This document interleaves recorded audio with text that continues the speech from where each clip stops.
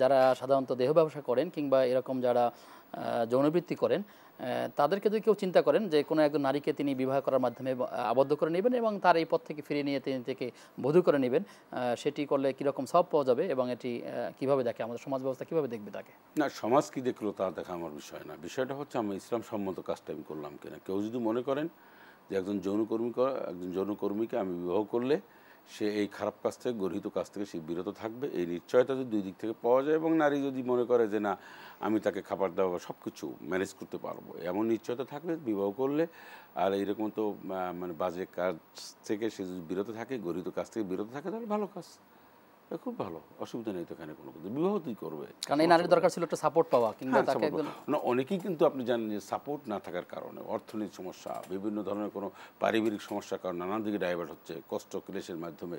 এগুলি যদি কেউ বুঝে এটাকে ব্যাক করাতে পারে তাদের ভালো, একটা মহান কাজ, মোস্ট ওয়েলকাম। ইসলাম ভালোই অ্যাপ্রিসিয়েট করে এই কাজগুলিকে যদি সঠিকভাবে হয়, উভয় নিয়ত যদি সহি থাকে। জি জি, আল্লাহ তালা এই ভাইদের ভালো করার চিন্তা করেছেন। আল্লাহ তালাকে এরকম আরও যারা আছেন তাদেরকে প্রতিষ্ঠিত করাইটাই হচ্ছে এই সমাজের আহ্বান এবং চাহিদা। আল্লাহ তালা এভাবেই এগিয়ে যাওয়ার তৌফিক দান করুন।